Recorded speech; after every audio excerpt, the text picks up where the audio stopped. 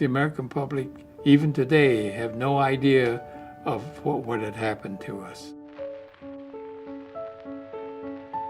World War II time, they would consider us as draft dodgers, as traitors. As time went on, they began to realize we were now really trying to fight another battle, and where the people in the 442nd went out to fight the actual war in Europe and in Japan, whereas in our case we were now trying to fight more of a legal battle.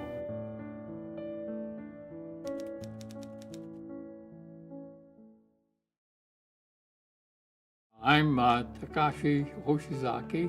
I was actually born in 1925 and have virtually lived in Los Angeles most of my life, except during the war years and my service time.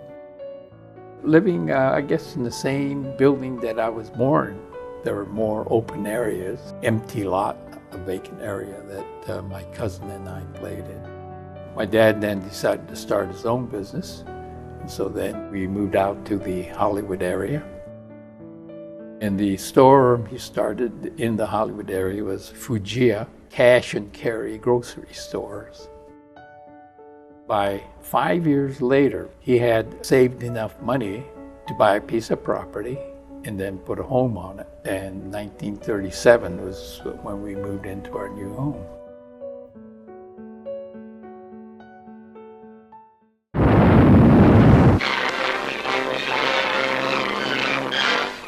Greatest double cross in history. Jap envoys talk peace in Washington. Jap planes without warning bring war to America. Our great Pacific outpost in the Hawaiian Islands is ruthlessly bombed.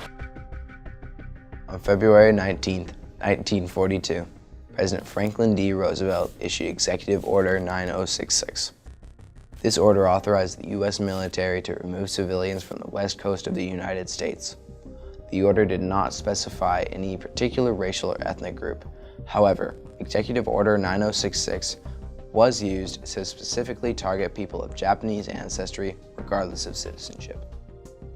In May of 1942, Takashi and his family were forced to leave their home in East Hollywood.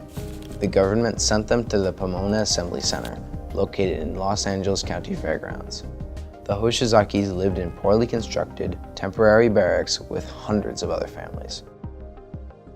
In August of 1942, they were taken by train to the Heart Mountain Camp in Wyoming. I think it's about a year and a half or later that I turned 18, and at that time we were then required to register for the Selective Service.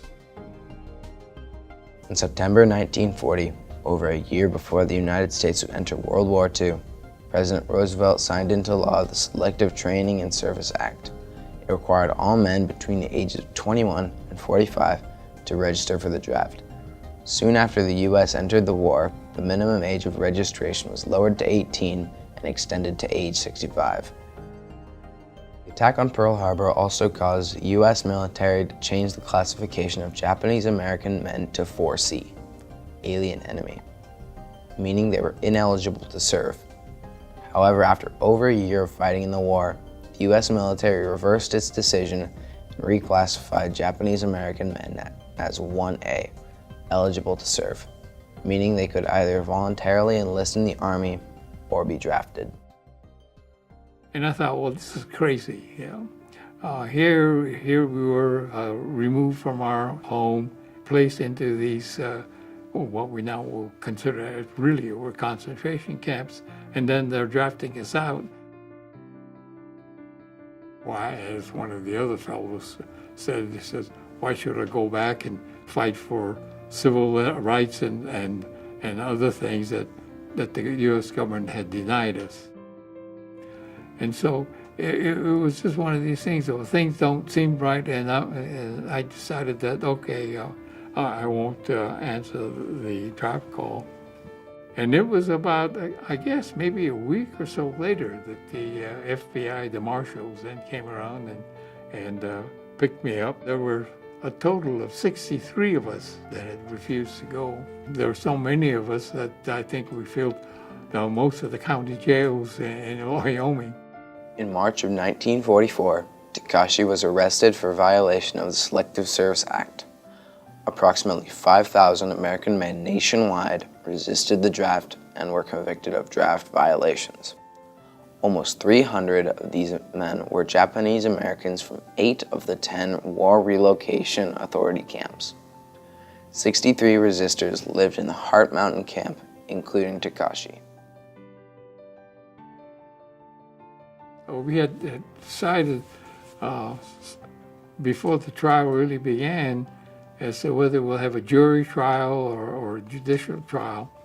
And being at a wartime, the group felt that it would be very hard to get a jury that would be sympathetic to our thoughts. We bypassed the jury, hoping that the judge would then look at all the facts and come to a conclusion. Judge Kennedy, we find out that he was a racist, so things didn't go too well. So basically then we ended up with a 3-year sentence.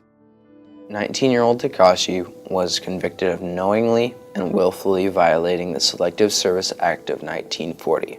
He was sentenced to 3 years in federal prison at McNeil Island. McNeil Island was a federal penitentiary often compared to Alcatraz because of its location on a small island in Washington state. So while there, I got a chance to then meet the other prisoners, the conscience objectors. I think we comprised something like 2/3 of the population there on the farm at the time. And the other prisoners would range all the way from murderers, burglars, and the whole line. I had an interview with the warden, and he asked me how did I feel about being in the prison, and my response is, well, he says, I feel no different from being in camp. Searchlights, barbed wire, and restrict the movements and so forth. But then I told him the only thing I would miss would be the family. With a 3-year sentence, we should then have appeared at a parole board to see if we would be released. 2 of the fellows working in the office at McNeil Island in the prison, in the warden's office, found letters from the camp directors indicating that do not give them a pardon, because then it would be like a slap on the wrist instead of service in the military. Takashi was released from McNeil Island Federal Penitentiary on July 14, 1946, nearly 16 months after he was eligible for parole. His conviction, along with 1,500 men, was pardoned by President Truman on December 23, 1947. When I got my second draft notice, the Korean War was on, and I was still young enough to be eligible, and there were apparently 6 of us who were still young enough from the Heart Mountain group that then served during the Korean conflict. I did have my civil rights back, and I was part of the U.S. community enjoying the advantages of it. It's all right if it comes to being that I would be given the draft notice, all right, I would be more willing to go ahead and serve, Today, Takashi and the other Japanese American resistors might have been able to make a case for deferment of the draft. This would be possible because they were incarcerated in concentration camps at the time. But again, how do you get the people to really read or listen and understand the lack of civil rights in certain situations? But how do you educate the people on the civil rights and on the Constitution?